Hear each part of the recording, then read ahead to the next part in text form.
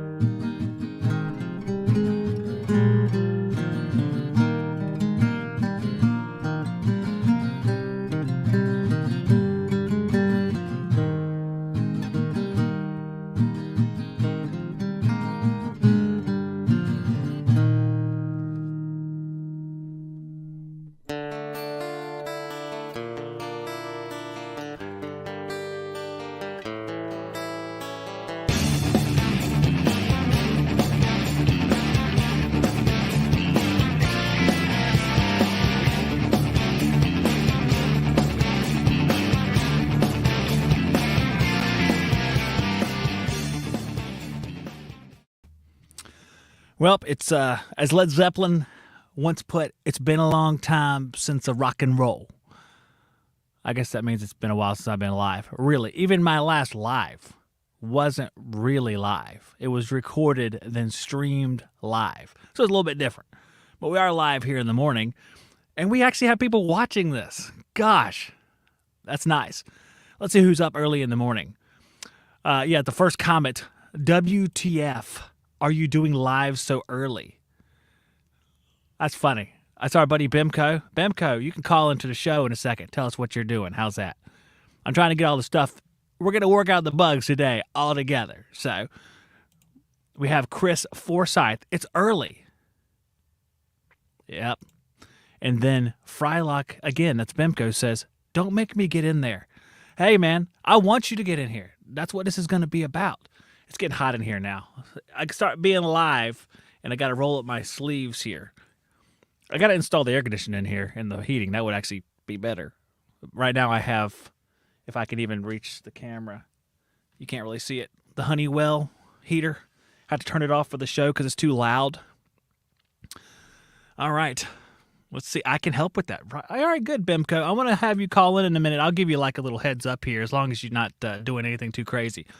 We have another commenter down there, and we'll get back to like regular stuff here in a second. But let's say hello to our commenters.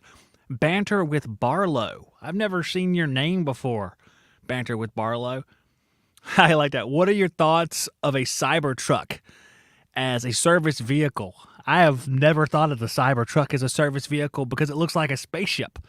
And I associate spaceships with aliens. But I will tell you that I do like that Elon Musk guy. When he says stuff, I think it's intriguing. A lot of his opinions on various things from politics to engineering, it's really cool to me. I think he's a cool guy. Jeff Kuiper, good morning. Good to see you. Chris Forsyth, it's been a while since you've done a longer podcast. That's right. It has been a while. It's kind of a battle of what I'm able to do based on what goes on here. And we just have a lot of crazy stuff going on all the time, and I'm constantly trying to shift to try to fit everything together. I think a lot of the fathers out there could probably sympathize with that. I have the 4 kids. I have the mother-in-law here. Our mother-in-law has cancer, so we're taking care of her. She has it's terminal cancer. She's 82, but I say she's like one of those cars that you've had for like 30 years that keeps running, even though it's like all rusted out on the bottom, and that's not meant to be bad in any way. It's just saying that she keeps on going, man. The doctor literally gave her 1 to 2 years, and it's already surpassed that 1 year period, and she's still going strong. She's just the kind of person that keeps on going. I mean, eventually time catches up with all of us, but she's a tough old bird. I'll say that. And I want her to be here with us, with family. You don't want to send those people out to some place where they have to be in a white hallway where someone who doesn't care about you comes in and flips you over twice a day or whatever. Whatever happens there. I don't know. My grandmother was actually one of those people. She was a real good lady. She was also very stern. So I wouldn't want to be those people with my grandmother. Anyway, I digress. But there's a lot of stuff going on. You always have to fit stuff together. It's tough here. It's just difficult. And in the morning, everybody's gone. My son's gone to school. Even my little son, Jackson, he's gone to school at preschool now. He goes 5 days a week. It's had a great effect on him. It's just a perfect time to do it. I wake up early in the morning. If my wife will take those children to school, like she says she will, I could actually do the show at like 6:30 a.m. and nobody would watch it. And I realize that, so I'm not going to do that. 9:30, I figure even some of the other time zones can catch it if they want to. But if I wait too long, then it kind of divides the day in half, so it becomes difficult. And that's what we got. Good morning to Ivan Hall. What's up, my man in Christ? Talk about dividing up. Right on. Chris Forsyth, he's in the middle of changing a compressor and service valves. Man, crazy. And then our buddy Bimco is starting up a new compressor on a Water Source City multi-VRF system. So if any of you guys want to call in, you can. We can talk. If you have time, that would be awesome. Share what you're doing with everybody out there. I have a few things that I can talk about here. The first episode, I'm going to try to work out as many bugs as possible. It's been a while since I took calls, so it's kind of difficult to get everything plugged back together, especially since I have different equipment. It's just, I'm looking down at it, I'm like, I pray that you all work today. If you guys hear me, I've already done better than I normally do, because half the time I used to leave the mic muted. Anyone who's watched for a while remembers. It was a lot. It was way more than it should be for someone who's professional. And I realize that, and I'm sorry. Eddie, what's up? Sup, Eddie? Like I said, we're just chilling out. In fact, I will say that I know that some of you guys have my phone number, so if you want to call in, you can call in. I told the guys, I have a little group on Facebook. In fact, I might let them know right now. That's just for guests of this show, so I can kind of interact with them directly and give them information about the show. If you want to be a guest or you happen not to be in that group and you are a guest, then let me know and I'll invite you to that group. But I'm going to go ahead and drop a link over there and let everybody know that I am here if I can. Too many things at one time. I can always play my TikTok video. I made like a TikTok compilation video. If I need a break to cough or something like that, I can always do that. So, all right, I'm going to put it on the screen here that I have this phone number and this email that you guys can use if you want to call in and talk. That would be awesome. And I'm just going to get into a little bit about what's been going on at the NIST lab at my house. Did I say that right? NIST lab. Okay. So what I've been doing is a lot of vacuum stuff. And currently I just wrapped up a video where I'm trying to remove 5 milliliters of water from a system that I've created. If you've watched my videos, you know I built this one piece of copper that coils around. It's a small size. I flare nutted into a larger piece of copper. It's almost like it's supposed to be like a suction and liquid line, but it's way different in size than they normally would be. It's like a 1/4 inch or 5/16, and the other side is 1 1/8. So it's grossly different. It's not what it would be in real life. At the end of that coil, there were 4 taps with flare nuts on them, or flare connections on them, like for gauge hoses. And I put some clear vinyl tubing and clamped it on there and put 5 milliliters of water in there. So I was expecting this water just to fly out under vacuum, but it did not go as planned at all. I don't want to give away the whole video, but I will say that I ran the vacuum pump, and I ran 2 different vacuum pumps, mind you.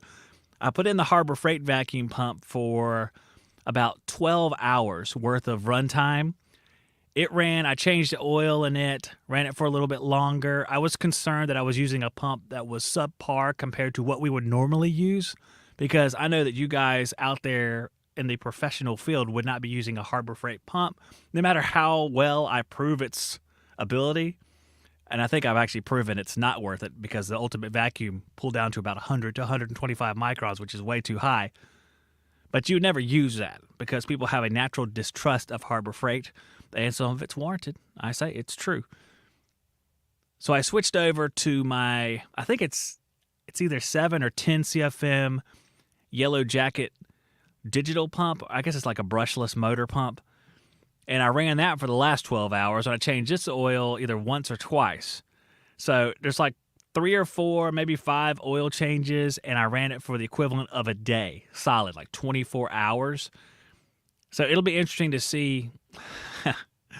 It'll be interesting to show you guys. I know what happened. I don't want to say, but it's not what I thought would happen at all. And it's a little concerning for the industry if it is actually indicative of what happens every time there's water in the system. There are some concerns I have because when I put that system together, the big issue I have is that I'm using this vinyl tubing in these clamps, which is relatively airtight, but it's probably not as vacuum rated as a system normally would be. Now, what I should do is test that out. And I wish I had a picture of it. Let me see if I can't bring up my social media and display a picture of it, because I don't want you guys to have to try to imagine this thing. I want to show you. And I do believe I put up some pictures of it. I am on social media under Shop Talk, and it is HVAC Shop Talk Podcast on Facebook is where I'm looking right now. It looks as though I did not put the picture. Oh, no. Yeah, here it is. Let me see if I can't bring this picture up into a large size, and then I can display it on the screen here. And what I'm going to do is I'm actually going to take it off of Facebook. And this was published by Instagram March 19th, 3:12 p.m. onto my Shop Talk Facebook page. I'm not going to share the screen. I'm just going to download this picture real quick, and hopefully I can just add it to the screen here. So, I hear you guys are changing compressors today. This is how I make small talk while I'm trying to do this task. Let's see how well this happens. So you guys are changing compressors today. That's crazy. That's crazy. I changed a few compressors in my time. I don't put them on social media because the social media guys would say that I'm a rookie for some reason. Because I noticed that. I was putting together a TikTok video, and, well, they are mean on TikTok. I guess they're Chinese bots, though. Maybe they're Chinese bots. All right, here goes the video of the rig. I don't know if I don't see it. Because I downloaded it into the wrong spot, probably. Yep. Typical Zach. That's what happens when I try to do two things at one time, guys. I download it into the wrong spot, but I have it downloading into the right spot right now. So I was on making this TikTok video, and I was looking at the comments, and I'll try to compile some of these comments because they are winners, man. They are like a self-esteem machine gun trying to shoot every shred of self-esteem away from people. And I can only imagine it's because they have like an insecurity issue. I'm sure these are all like helpers that are trying to feel better, because I think experienced guys out in the field, they don't typically talk like that. Maybe some of them do, but I think guys with experience with a head on their shoulders, they don't make comments on TikTok. They probably don't know what TikTok is. Or I hope they don't. TikTok is an awful Chinese interface, and I'm on it only to further my social media career. All right, this is the oddly shaped picture of the rig that I'm talking about, and I'm sorry it doesn't take up the screen properly. It's kind of a weird picture. I didn't have time to resize it or anything like that. So you see we have the large coil of 1 1/8" copper, the small coil of what I think is maybe 5/16 nutted together at the end of it, and you'll see, let me see if I can move my hand next to the area. Hold on. Right over there. Yep.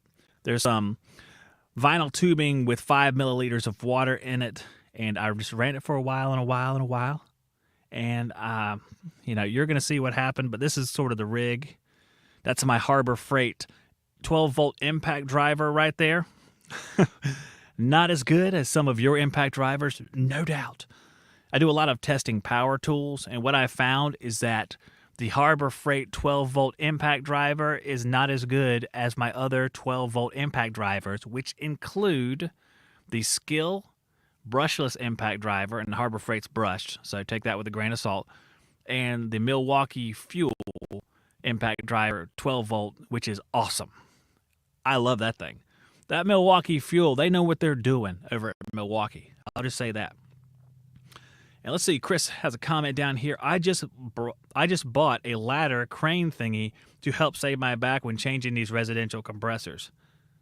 Well, that is a good idea, Chris. That's kind of a deviation of where we're at. But those ladder crane thingies, I'd be excited to hear what you think about it, Chris, because some of them, they look kind of chuncy to me, like they're going to fall over and bust or something. I don't know. I don't know about those. I've never used one, though. I didn't even have one of those, like, things you pick up the compressor with, those black bars. Never owned one, and I definitely should have. If I could go back in time to like the beginning of my service career, I would tell myself, definitely buy that, because there's no point in trying to prove how strong you are. The more you try to prove that early on, the more you suffer at the end. So, man, oh man. Eddie says he missed the old cowboy days. Is that like the Cowboys of HVAC podcast days? Because that's been, Eddie, it's crazy to think that's been 5 years. 5 years since that podcast was on the air. It is wild. But if you want to see cowboy stuff still, I'm pretty sure Ted releases Cowboys videos where he films his company doing like installs and service and stuff. And by Ted, I'm talking about anti-DIY HVAC. And let me see if I can't put some links here. I'll try to, when you guys watch these things, I'll try to put the links in the live chat, and the live chat will be available afterwards so you can follow along and check it out. Now, I'm going to go over to Ted's channel here, and I'll show you guys. Those of you who listen to this as a podcast will not be able to see this, but I will put the links in the live chat, and it's spelled out anti-DIY HVAC. He has 50,000 subscribers now. That is pretty daggone good. All right, let me share this thing over here. There we go. So there is anti-DIY HVAC, and he has a lot of cool videos. He likes cars too. HVAC guy, auto, auction, Corvettes, Camaros, but mostly it's service calls. He does a really, really good job. And that is Ted Cook, and he's from South Carolina. So really, really cool. Not too far away from me. But it's a cool channel to go watch, and he still does the Cowboys videos, although I don't know when the latest one was. Let me silence my phone here. Or my watch. Let me silence my watch. There we are. I don't know when the last one was. I'm trying to check and see. Could have been a while. Yeah, he does a lot of videos, so it's going to be hard to find it. But he does like this, like he follows along his company guys, and they have like a comedic reality show type thing. Oh, here it is. 5 months ago, Cowboys of HVAC 4, a real-world install. So they're always pretty entertaining, so you can check those out. That's anti-DIY HVAC. Pretty cool. I have a lot of guys I watch on YouTube. A lot of them have become sort of my internet friends, as well of friends that you can be with internet people, I think is probably the way you put that. Some of my most highly respected people, Chuck Pierce. I've said that a few times. I can't stress enough that Chuck is just a quality person. I've had the pleasure of meeting him and having dinner with him because he's not too awful far away from where I live. And Chuck is Comfort Plus, and I need to put that one down too. I can look through my subscriber list and show you guys these things because these are guys that I actually enjoy watching. Because there's stuff you learn from and stuff that you enjoy watching, and I enjoy watching Chuck because he just seems like a good dude. Now that's Comfort Plus as I spell it out on here. Comfort Plus HVAC, and hopefully that gets me to where I want to be. Although I'm subscribed, I couldn't find it. All right, here we go. So Comfort Plus HVAC, he's got 9,000 subscribers. This is a guy that deserves a ton more subscribers, but he's really good at it. He doesn't do a whole lot of videos, which is probably the reason why he has a lower amount of subscribers, but Chuck's a good guy. I really enjoy watching him. NorCal, really enjoy watching him. It's just people I relate to. I feel like I know them, and it's kind of cool. And Dave's been on this show too, so it's really, really nice. Dave from NorCal. Dave Shanklin. That's right. Eddie, yeah, that's right. It's 5 years for the Cowboys. It's been crazy. It's wild that it's been that long since John and I did that podcast, which was a lot of fun. I know that a lot of stuff has happened between then and now, but it was a lot of fun. And John was another guy that's very relatable whenever you watch him. Whenever you see him doing, especially for us guys in the South, because he has the accent and everything like that, it's really relatable to watch him do the service calls, and a lot of fun. It's just very engaging. He always has been very engaging. I think that's where a lot of guys, they step in and say, man, I enjoy watching this guy, because there's certain people that when they tell stories and when they do certain things, you're just kind of drawn in to watching them. And it's funny, speak of the devil, because I know that John likes him a lot. The truck that goes down my street, I can see part of my street through the windows, which are on the opposite side here. And the truck that goes by probably once a day with a trailer on the back that has nothing but Trump flags down the trailer. So it's like 12 or 13 flags that just going by the house every day. It's wild. Uh, man, oh man. Dave is great. Frylock. Dave is a great guy. I look forward to talking to him again, hopefully real soon. I just want to reinforce. I know this is the first time we've been back in the morning, first time we've been live in a while. You can call. You can appear on this show if you want to. Letting me know in advance if you want to appear in the morning is probably the easiest because I have to get you a link. I don't care if you're an expert in the field. I don't care if it's your first day because everybody has something to offer. I found that, you can have a first day guy that just has a new perspective. You could have an educator on the show. We have Dave Richardson on. I think he's been on the show 150 times, something like that. He's probably the host of this show, technically. But he's been on the show a lot. Really enjoy having him on there. Guys that are seasoned in the field, guys like, let's see, HVAC Survival. He's been on the show before. He's a real experienced guy. Dave's a real experienced guy. I know a lot of these YouTube guys because I've been on YouTube for, and get this, Eddie, if you thought 5 years since John and I did a podcast was crazy, it has been over 11 years since I got on YouTube. 11 years. It's just crazy. It's wild. So much has changed in that 11 years and, within the life and outside of the life. It's just nuts. So let's talk about some experiments that I can do going forward. And this is some of the ideas that I had, guys, and maybe you could kind of interact in the chat about this. And I should mention, if you see the phone number on the screen, you can text it as well.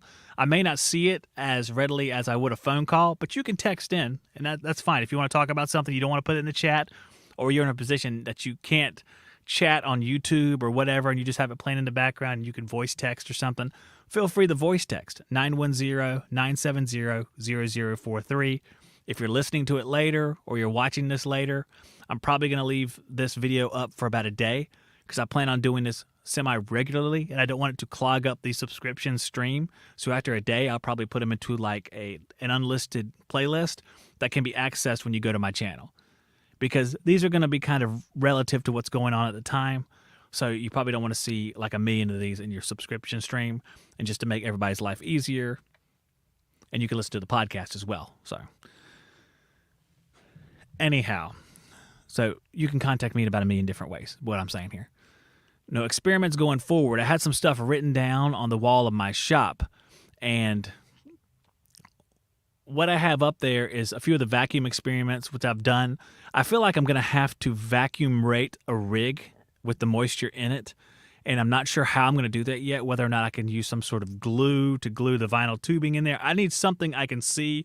It could be as simple as maybe I'll get a sight glass and fill it full of water, but I got to figure out a way I can see all the water in the sight glass. Maybe you guys have an idea on that. I don't know if there's some kind of glass piece that I can use. Some of you commercial guys might have a way that I can actually view the water while I'm evacuating. For me, I'm at a loss, but I could use your help on that. And again, if you're listening to this later, I probably haven't figured it out in whatever period of time that you're listening to that, so go ahead and let me know. I really, really appreciate it. But after I verify that, I may do the whole test over again. I'm going to release the video.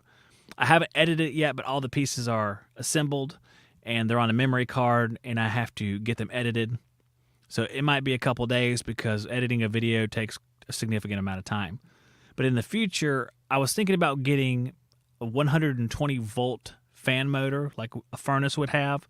I need something with a reasonable voltage so I can plug it in down there at the shop, because the shop right now only has 120 volts. I haven't run the cable like I have to my office here. My office has a 240-volt panel, and I ran, all the wiring in here is finished. I wired it up, and we got it done, and all the breakers are in and stuff like that. So everything's ready as far as wiring. But my shop is just, a drop cord runs from a breaker that I installed specifically for it all the way to the shop. So it's not as fancy as it would be. But I want to get a 120-volt fan motor and do some experimentation on how that fan motor reacts to different run capacitors, different electrical issues, and just kind of measure the flow and the electrical characteristics of that fan motor when it's in different situations. And then we can sort of spot those things in the field maybe. Like if we see a fan motor that's a PSC, of course it's going to react different than an ECM motor, and I probably won't be able to just buy an ECM motor to use, because although I am, guys, a famous podcaster, I also am not rich. So I have to do these things as I can do it. Plus, I'm going to tell you something. We'll get into this in a minute about the price of things, and we'll talk about that in just a minute because it is nuts. It is nuts. So that's one of the experiments I want to do. I want to work with these blower motors. I have an air handler that sits beside my building that I haven't scrapped out because it was full of bees. If I'm lying, I'm dying. It was full of bees, so I scrapped out everything except for that air handler. I was like, I'll come back and get you. It's still sitting there, so I'm going to scrap it out, take the coil out of it, and go ahead and sell that to the scrap yard and whatever little bits and pieces. I have some galvanized plates to sell to them and stuff like that. I'll go ahead and build like a little test rig, and my dream would be that I would go to like True Tech Tools or whoever it is, maybe the Energy Conservatory. I don't know if they make the True Flow Grid. You heard about these things? True Flow Grid, and let me bring this stuff up too just to show you guys that are watching. The True Flow Grid is a way to measure airflow. It's like, what I understand it as, like a filter that goes into a filter rack that has the measurement capability built into it. So let me see if I can search for it here on the interweb. True Flow. Oh, yeah, they're expensive. I'm going to need some help, guys. You're going to need to join me on Subscribestar. We'll go into that in a minute, too. And I'll come back to your comments down there, guys. So this is, let me make it a little bit bigger. There we go. This is True Tech Tools, which we have our Shop Talk discount code. It's at the front of the show, but really, we do get something out of that. So we have a partnership with True Tech Tools. I do like True Tech Tools, and the more you buy there, the more it makes me look like a boss. And just picture me doing a DX chop when I say that. So this is the True Flow Grid stuff, looks like, and it is the Energy Conservatory. So let's get this kit right here. Actually, let's go to the $1,000 kit because I'll be able to afford that one faster. Let's see what that means.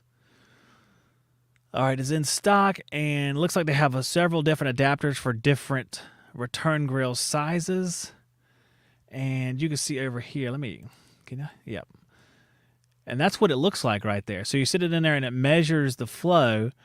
And to me, that'd be a perfect way to measure flow in the shop because I have that air handler. I can get one size to fit, and I can mess with that blower, and that will allow me to have like a perfect measurement for anything that I'm doing, which kind of fires me up. That would be kind of cool. That's what I would like to do. That is my goal. But, I am not there. I don't have $1,000 to spend, and especially in these times, which we can talk about right now, actually, because whenever, and we'll come back to your comments, like I said, whenever we go to the gas station and the grocery store, due to this economic climate that we're in, it is just debilitating for our family because my wife and I were talking about this. Like, we'll go, for example, to go to Walmart, we used to buy these little pretzel sticks. We like pretzel sticks. They're really good, and they have no fat in them, too. I figured that out. Stay healthy. No fat. A lot of salt, though, so take your Lisinopril before you eat them. That's my motto. These pretzel sticks were less than $1. They were probably like 80 cents, and now they're $2. Some of the things that were $3 or $4 are now $8. All this stuff is greatly changed. Oh, let's see. Oh, I see, and I get a text from I get a text from my brother-in-law about the house that I'm working on for him. We'll come back to that. All these things are greatly changed, and it's hitting us hard because we have been just decimated by this increase in price on everything. With there being so many of us in the house, there's 7 of us in the house. And although my mother-in-law does take care of some of her own stuff, she has Social Security, but a lot of stuff we buy for her, and I gladly do that because taking care of her is a privilege that we have, that other people will look back on and wish they had taken her up on, but I don't know, I had the forethought to say that she needs to come stay at our house, but it does bite you, and the gas is killer. The gas is just, every time we drive somewhere, my son goes to school every day, comes home, goes to sporting events, he has a girlfriend, he drives to his girlfriend's house, he comes home, and it is just adding up so quickly. We rented a van to go to the mountains. We went to Pigeon Forge a couple weeks ago, and we rented a van. That van, when I refilled it right before I took it back to the rental place, because if you don't, the rental place will, what can only be called rape you on the gas. I filled it up. It was $112 to fill up that van. It is wild. It's crazy, and it is hurting our family severely. We are pinching pennies, and it's one of those things. I know you guys are going through the same thing, so we're a brotherhood out there. We had the same issue. We're all having to kind of tighten our bootstraps. Is that what people say? Tighten their bootstraps? I don't know what that helps with. But we all have nice fitting boots now to save money with. It's tough. It's really, really tough. Brent, man, it's nice to see Brent. Brent's on here. Nice, Brent. Hey, Brent, like I'm saying, you can call in too. All you have to do is dial that number. We can talk about Miracle Mechanical, Brent. If those of you who don't know, Brent has, I don't know if it's a separate YouTube channel. I don't think it's a separate YouTube channel. Maybe it is. But he does Miracle Mechanical, where he provides different services for people who have had a rough go at life. And he's done a really good job. It's really great videos. I wish I was more prepared, or I would put it out there that you guys could watch it. Let me see if I can find it real quick. But it's pretty daggone awesome. And I really enjoyed the last one. It's really, really good. I think each one of them is getting better and better is the thing. So let me do a quick search here on YouTube. Miracle Mechanical. It's the one-man show, guys. One man. Oh, yeah, here we go. It's on the Tool Pros channel, so it doesn't have a separate channel for that. And I'm going to tell you what. This thing doesn't have as many views as it should have. This thing was awesome. And it's one of those things where I would ask that you guys take the time to look at it and then share it with somebody, because it's just so awesome. I know I say awesome a lot, and for some reason I've been using that word a lot lately. But I'm going to give you the link to the latest show, and it is called Miracle Mechanical Kegel Family. It was out on March 16th, and I would like you to go check that out. I think it's going to be well worth your time. You're really going to enjoy that. So I'm going to put that in the chat. And again, that is Miracle Mechanical Kegel Family and Tool Pros podcast. So really, really cool. Brent, I was telling some of the guys earlier that if you ever want to call in on this show or appear on it, I'll be on in the morning a little bit more, because it's just easier to get on and do the stuff in the morning and then take care of my other stuff later in the day. So what should we do now? Should we wrap up? I don't know. If anyone wants to call in, I'll hang out for a few minutes looking at your comments, and then we will wrap up. I don't have the sponsor spots ready, so you don't have to watch any sponsor spots, but I will say that the show is made possible by NAVAC. Also, Brent said he's calling. Oh, let's see. Hopefully it comes through. Hopefully my machines work. Let's see. Let's see what happens. I don't know. Oh, what is this? Brent says he's calling, but Bimco, I see Bimco's name on the phone. Let's see. All right, Brent, hold on a second, and we'll talk to Bimco. Here we are. Hello, you're on the air. Zachariah. I got to turn you down. You're loud, dude. Man. Oh, shit. Sorry, bud. No, sorry. It's more my equipment and not that you did anything personally. Trust me. Testing. 1, 2, 3. And I hope other people hear this and they can comment whether they can hear your voice. It's been a while since I did this, Bimco, so I got to get back into swing of things. I know. Glad to see you trying it out again. Yeah, it's a lot of fun. Miss the live shows, man. Well, hopefully you can watch in the morning sometimes. I know you're in a different time zone, though. You're at Central. That's right. So it's not too bad. It's 8:30. Yeah, that's not too bad. Nah, not so bad. So our morning Monday meeting got cut off, so all good. So when is your typical Monday morning meeting? You have a first thing in the morning right when you get to work? Yeah, usually 8 a.m. Everybody on the team here in San Antonio gets together, which it's small right now since we're just starting. I switched companies, right?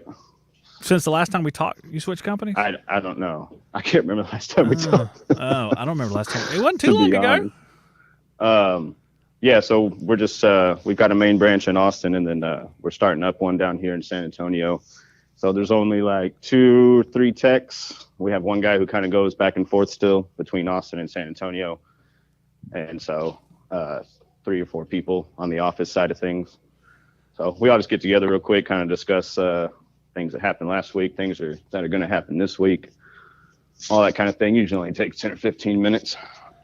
But you have to go physically to the office to do this? No, we'll do a Teams meeting. Every now and then we'll do at least once a month. We'll do like an in-person at the shop. Oh, okay. But that doesn't sound too bad. Typically keep it pretty short and sweet. All right, so what'd you talk about this morning?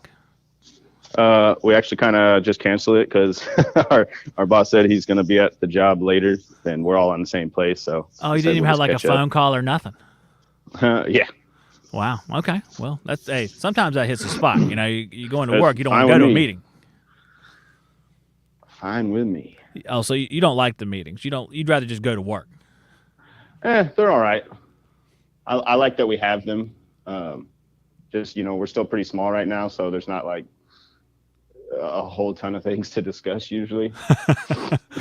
But it is good to catch up with like the sales side of things. Kind of get to hear what we've got, out there, bid wise and jobs that may be coming down the pipeline. Hey, we can So always say, "Hey, good morning, guys. The company's still here. Good news." yeah. We all Hey, still have jobs. so what's the scope of the company? Is it like last time you said you're working on a Yes, VRF yeah, compressor? same as a lot of the same thing. It's commercial based. We do a little bit more on the heavy side, so I'm seeing more chiller stuff. Um, Also getting my hands pretty deep into Mitsubishi, their city multi stuff. We've got a building that it's like a senior apartment style living. It's 11-story building. We've got 3 water source condensers on each floor. So it's been a huge learning experience with the Mitsubishi VRF stuff.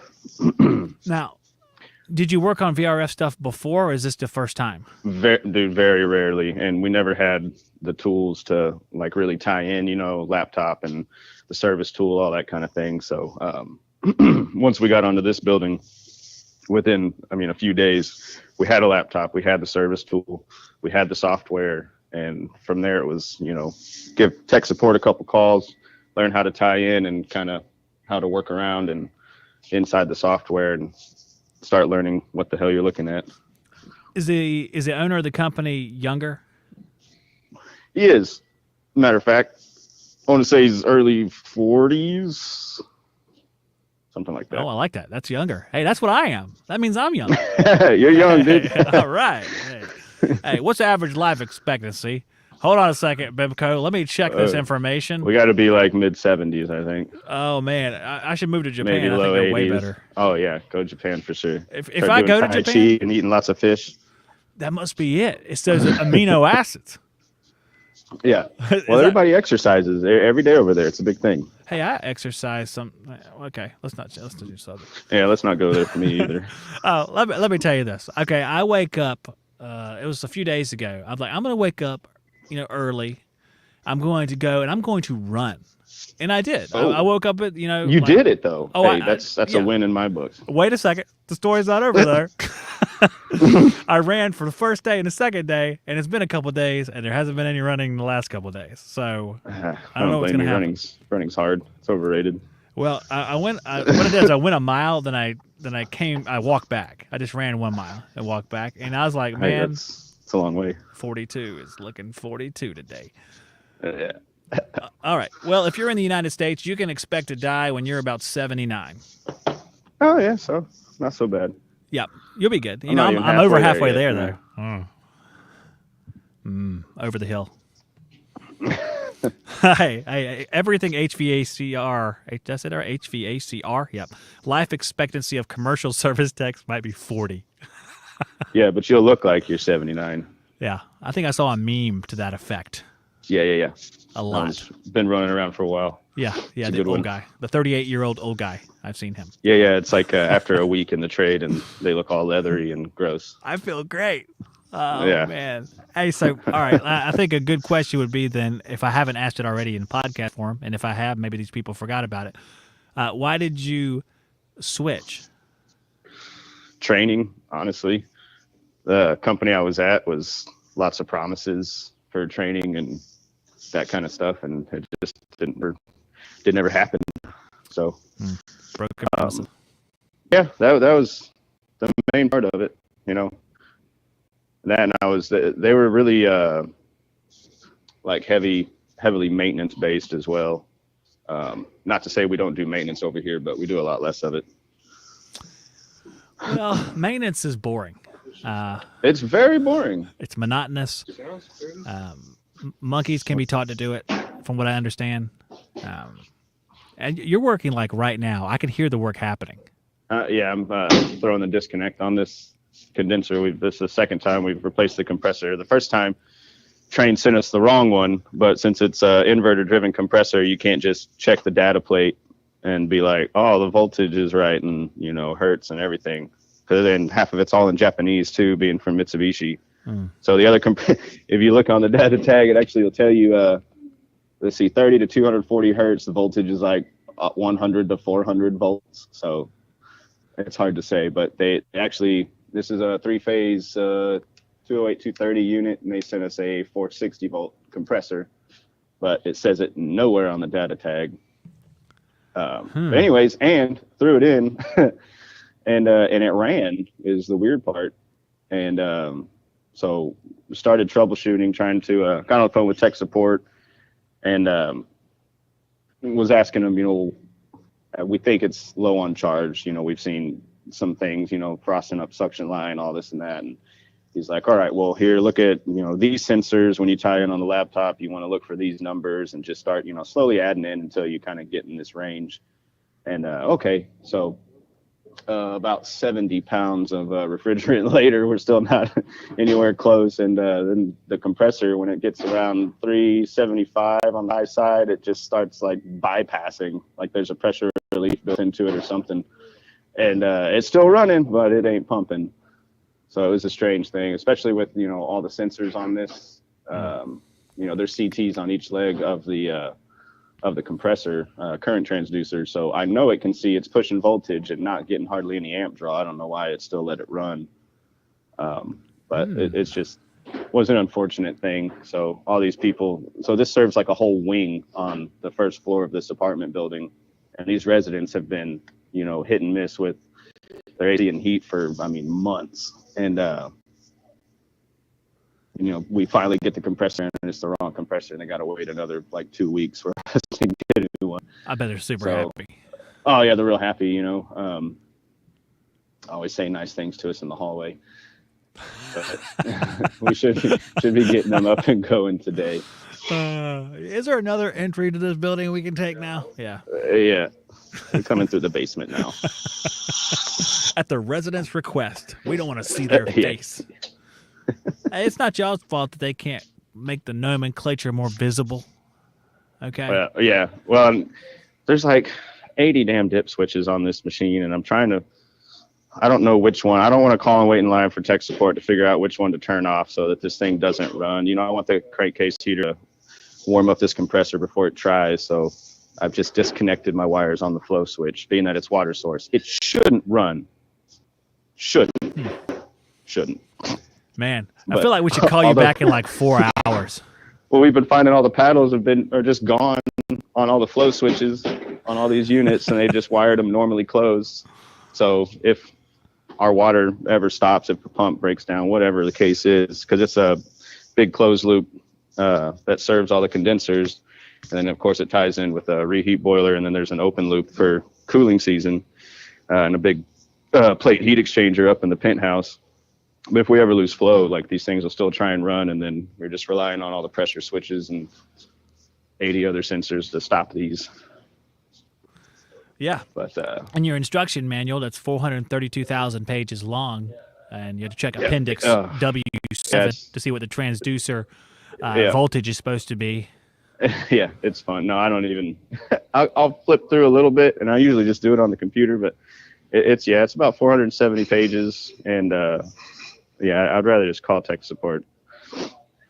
How long They've been pretty did helpful. You have to wait the last time you did that? So it's been really hit and miss. A lot of times, though, I'd say the majority of it, it's only been maybe a 10 or 15 minute wait. And usually once I get through the first few prompts, I tell them just to call me back, you know, and I'll keep doing other things. But there have been times, like, especially I've noticed if I call on a Friday around 2 p.m., I will not get a call back ever. I got to just try again Monday morning. Oh, man. So, you know, learning curve, I guess. Compressor was made on a Friday at 2 p.m. Yeah, but they're pretty good about giving me the same person I talked to previously, you know, based off my case number. I will give them that. Mitsubishi, their tech support's been really good and super helpful. They'll even tell me, you know, you can go into that service tool and it'll give you a spreadsheet and it'll do like a minute by minute readout from all the sensors on the system. And they'll tell you, go in there, log it for an hour and you can export all that to them in a file, and they'll go through it and kind of give you an idea what's going on if they can't figure it out with you there on the phone. Wow. So it's been pretty cool. That does seem helpful. It is. Helpful. Well, at least they're trying. That's nice. They're not like Carrier. Well, sorry, bud. Oh no. I got other people waiting in line. Good luck to you. That's so been horrible. my experience with them. Just abandon you. Yes. Like an orphan service tech. Yeah. Yeah. Like you got your little service tech bowl holding up, say, please, can I have some more? And they're like, yeah, exactly. Slap it out of your hand. It's like, hey, there's 20 other orphans behind you. Yeah. Your problem wasn't solved the appropriate like, well, did you figure it out? We wish you the best. I mean, we're not heartless. We want you to figure it out. They said they'll call me back. Oh, man. Well, hey, Bemco, I'm going to let you get back to work because I'm about to wrap this thing up anyway. But see, Go for it, dude. I really love the fact that you called, man. And I want you to do it every day. Yeah. Hey, I'm in. All right. Cool, man. I'll hook you up. Hey, well, if you think about it, later on when you complete your task or whatever, let me know how it went via regular text, person to person. Sure. Yeah, I sent you a picture of a vacuum pump that this guy let us borrow from NAVAC. He reps them to all the supply houses here in town, and we've had a relationship over the past few years through Instagram, and I just happened to run into him. They were doing a counter day, and he had one of their industrial 12 CFMs in the back of the truck. He was getting ready to let somebody else borrow, but talked him into it. The white whale? Yeah, the white whale. Yeah. Oh, man. Captain Ahab. It's ginormous. Yeah. We left it running over the weekend on this, and it pulled down. It was 42 microns. I didn't even have the ballast closed.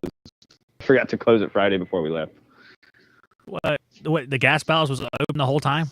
Gas ballast open the whole time. Still pulled this VRF condenser down to 42 microns. Well, let me tell you this. Before you have to actually go do your job, I've been doing the vacuum pump test, and the Harbor Freight vacuum and the Yellow Jacket vacuum, as far as I could tell, they don't have a gas ballast. Now, the Harbor Freight, not a shocker. But the Yellow Jacket, I feel like it must be somewhere that I'm missing or something. Yeah, so I think some of them are just internal, maybe an automatic two-stage. Like I think the TES 8 has something like that. That's interesting. I'm not for sure. I'm about to read They that. say they're two-stage, but I can't see a gas ballast on it anywhere.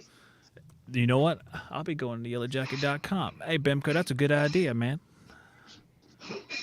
That's nice. Did you do blank-off tests on those other pumps? On the Harbor Freight, I did a blank-off test. What was the ultimate pull-down on it? Insufficient. It's a single stage. Really? It's single stage. I bought the cheapest one at the store. There's another one that's but two still, stage. what did you get down to after a couple minutes running it with just the gauge on it? It was, and I'm trying to remember exactly what it was, but it was like 100 to 125 microns. So it was well above like the acceptable. It was well above what they said was acceptable, which was 75. I think was their target. And so NAVAC's like 1 micron or something now or something. Yeah.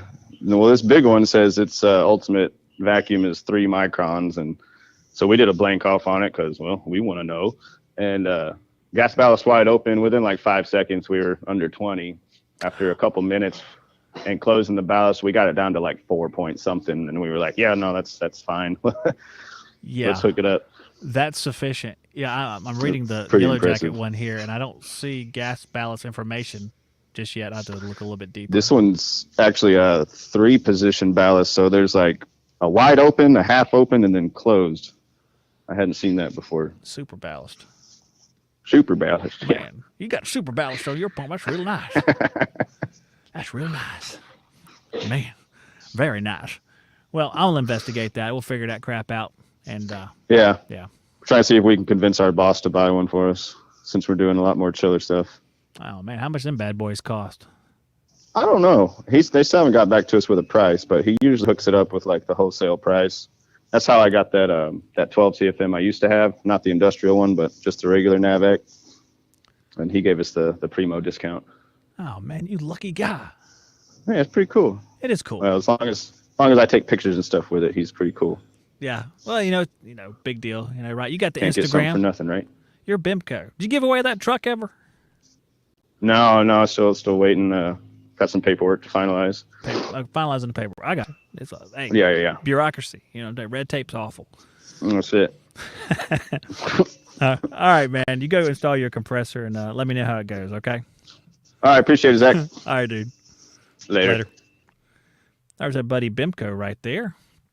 Awesome. I'm glad he called in. That's really great. That makes the show a lot better because you're stuck with me otherwise.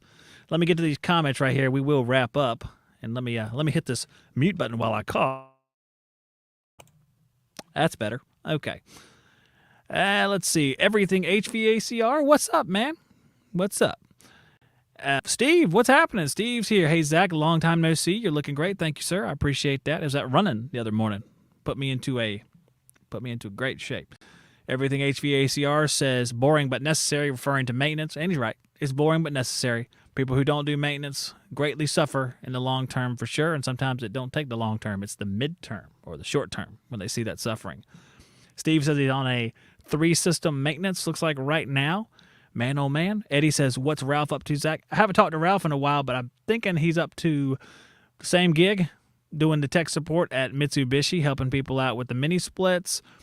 R134 says RTFM. That's right. Got to read the manual. I need to read the manual on this yellow jacket because I set it up for the first time, and I was trying to figure out, basically how to use it.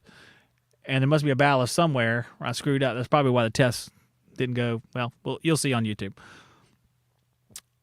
See, HVAC Residential Basics, that's our buddy Steve, who also has a YouTube channel, mind you. You can see YouTube videos there. HVAC Residential Basics. Say it slowly so you can remember and plug it into your internet device. There's something to say about just having a contactor and a run capacitor, maybe a hard start if needed. Yep. Simple. I like simple. I really do. I like something you can fix there on the fly.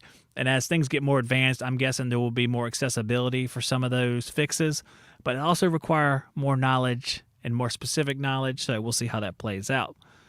Everything HVACR says Liebert, and Captive Air have best tech support. I've never had to call either one of them.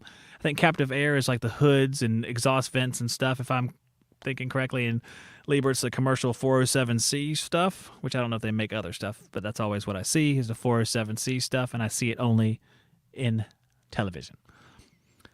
And HVAC Residential Basic Steve says, I'm going to do some customer relations. See you again. Hope to see you soon. You will, Steve. I'm going to try to do this in the morning more often so you guys can get your day started. You can interact. You can do whatever you want. You can always text me at the number you see on the screen, 910-970-0043. Call in during the show. Text when I'm off the air, and I'll get your text. You can also email hvacshoptalk@gmail.com.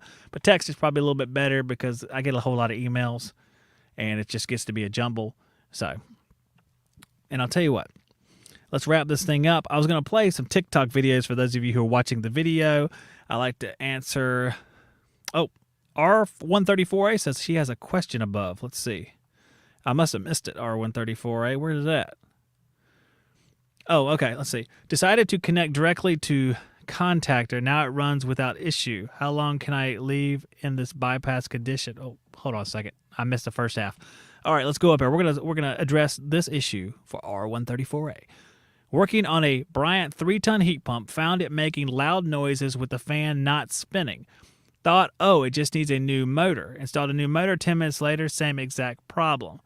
So heat pump. So we were thinking some kind of defrost issue or something. Decided to connect directly to contactor. Now it runs without issue. How long can I leave it in this bypass condition?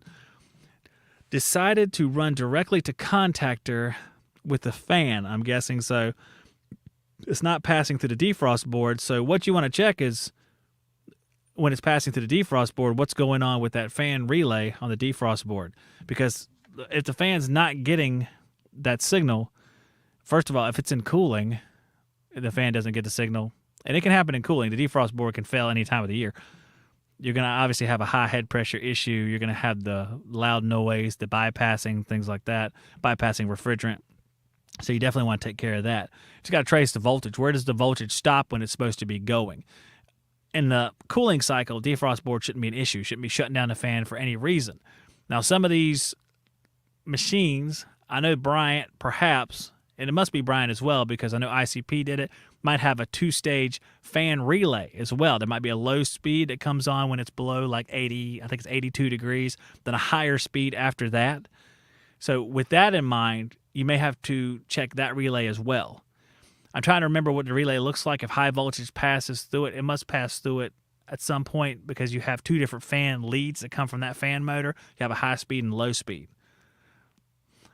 I hope that gets us somewhere there. Let's check and see your comment back here. I'm rolling down. All right, Clint Glasgow. What's up, dude? Good to see you here as well. Clint, always watching the show. Great supporter. Gotta love Clint. Jessica Egan. Hello there, Jessica. Jessica, what's up? Jessica's like, Steve. Steve's like, Jessica, we're all here. It's morning. What's going on?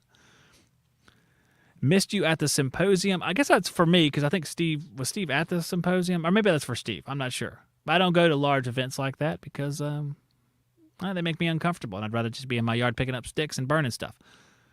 R134A says a 2,000 miles, only one speed. Okay, so I would resort back to the defrost board. You got to check the voltage going into the defrost board on that one leg of the fan that's going that way, and just see if you're getting voltage all the way to the fan. You got to trace it like that, because if you put it on the contactor and you're getting the correct voltage, you know the fan's good to go. You know the capacitor's good to go. So you got to see where it's interrupting that signal. And that's going to be the defrost board. So you have your 120 leg, L1 or L2, going to the defrost board. Make sure it's coming out, and it's coming out as 120, because there's going to be a lot of problems on relays, and you think, hey, this could never happen, but it does happen. So you got to check that for sure. As long as everything else is working properly and it's just a fan motor, that's where I would start. Check that voltage and trace it down there. And you can check the amperage and all that stuff too, just to confirm, but it's really where the voltage goes. Just trace it along through there. And I hope that helps a little bit. I hope it does. I am glad that we have one more thing, actually. Jim Campy maybe, first-time viewer. Is RSES still alive? I do believe it is. I believe it's alive and well, as far as what I can tell. And I think that is, I don't think they've gone away for any reason. I hear people talking about RSES quite a bit. So I think they're out there and doing just fine. R134A says plan to replace board, deciding between used $30 or new $130. In my experience, if you're going to want to save money with buying a defrost board and you want to compromise on something, I don't know about used, because used, you look at a defrost board, you see all the little resistors on a defrost board, and you see all the little warm areas around the resistors and stuff. That's the effects of time and heat, and it's just, I wouldn't do it unless it was just like a family member or something like that, and they understood what you were doing. You're just trying to save them money. If this is a customer, I go with a new one, or I go with a replacement you can trust, which is, I'm trying to think, ICM. ICM usually makes defrost boards for OEM brands that match up perfectly, that are good quality, and cost a little bit less. Like I would buy some of these things to replace. I've replaced carrier boards before. Older carrier boards. In fact, I have a video somewhere about this, but I think I cowboyed that one. I think I might have put a Goodman defrost board in, and that's something that I do. I would take the Goodman defrost board, which is $20, brand new, or it was then. It's probably like $100 now with the economy. I would take that defrost board and I would adapt it to the other machine. If that's a customer, that's your own risk you're taking right there. I was okay with doing stuff like that. But you do open yourself up to being burned if you're not comfortable doing it. Let's see here. We have, thanks for the input. No problem. Hughesman HVAC, good listening morning. Hey, good to see you too, sir. Hope you show up in the morning. In fact, that's open for call-ins too. We'll do it again tomorrow, I hope. You'll see the event pop up. And like I said earlier, as far as this show, you'll see me take this down off of YouTube probably at the end of the day today.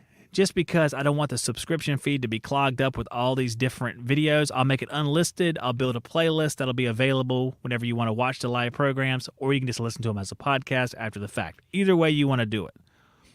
So Ivan Hall says, discount cost of the motor that doesn't need to be replaced. Bad relay on the board. Well, it's more than likely, I think, I'm probably with Ivan, it's probably a bad relay on the board. You just have to confirm that with your voltmeter.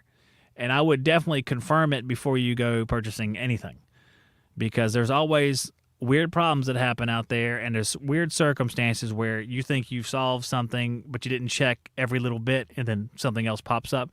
Check every little bit. Make sure you got it all worked out. I think it's just easier. R134A says, I'm not changing the motor. Obviously not the issue. It was only $60 for that mistake. Yeah, you got to work through some of these problems. You got to figure it out. But just go ahead and take all the steps necessary to make sure you feel good about it. Make sure you leave no doubt in your mind that that is the issue. So just check those things, and then probably the board. You're right. Probably going to be that relay on the board. That's the issue. So we'll see. Doesn't mean it couldn't be low voltage issues either after it, because these are all part of a low voltage chain with typically a Y1 signal allowing this to work out. Sometimes there can be issues along that line too. So it's kind of hard to get into all of it, but I would start with that high voltage, just confirm. It's for a friend. Okay, hey, no problem. Hope your friend works it out. Of course, we'll be around again tomorrow, hopefully, and I'll put that up on the schedule or on the subscription feed as soon as I can, so you can tune in. I'm gonna try to do them around the same time. A lot of times we'll have something pop up where I have to go attend to something, like the text I got during the show where my brother-in-law wants me to finish a job, and he wants to finish it faster than humans can finish it. So we'll see if that, if that works out. I don't know. I'm going to get out of here. I'm going to leave you guys with a video to watch here, something kind of funny, and then I'm going to duck out. Thank you for listening or watching, depending on what you're doing, and I will see you on the next one.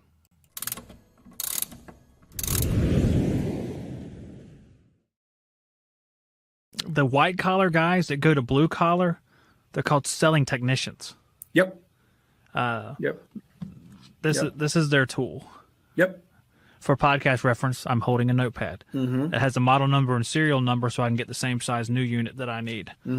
Without the scoping out the house, without saying hello to the house, without asking the homeowner or business owner. One of my mentors told me, when you go into a place, you say hello to the house. What that means is you ask the person who's seeing you in, you basically say, listen, I know what I'm here for. I have it on my ticket. I know what I'm supposed to do. However, anything sound different, anything smell different, is it the thermostat shutting off prematurely before the system has been satisfied?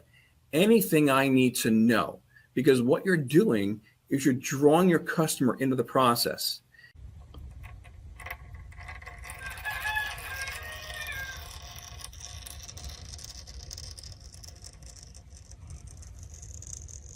So I'm taking apart the York unit here, and I've noticed something in the line, which I think is probably pretty common. You see we have the muffler up here, which comes off the discharge of the compressor, and there was a second object here, which is a filter dryer, which was in the discharge line, which obviously it doesn't belong there. It's a catch-all C164-S. So that's just a half-inch filter dryer. I want to make sure that's a filter dryer. I'm pretty sure it is, but either way, it doesn't belong there because there's already a muffler in the line anyway. So just something to spot out there in the field. I'm not sure what effect it had on the system performance, but I reckon it can't be good. Okay, Daryl, we're gonna have to recover the refrigerant. There's refrigerant in this machine we're scrapping. Oh yeah, we're gonna recover it. Why are you winking like that? Because we're gonna perform a recovery. We are gonna perform a recovery. Would you please go get the recovery machine? Got it right here, boss man. One recovery machine. I was tearing apart a dehumidifier and I found this. This might be, you guys let me know, is this the fabled green slime I have always heard about but never seen myself in the field? You guys tell me, is this it?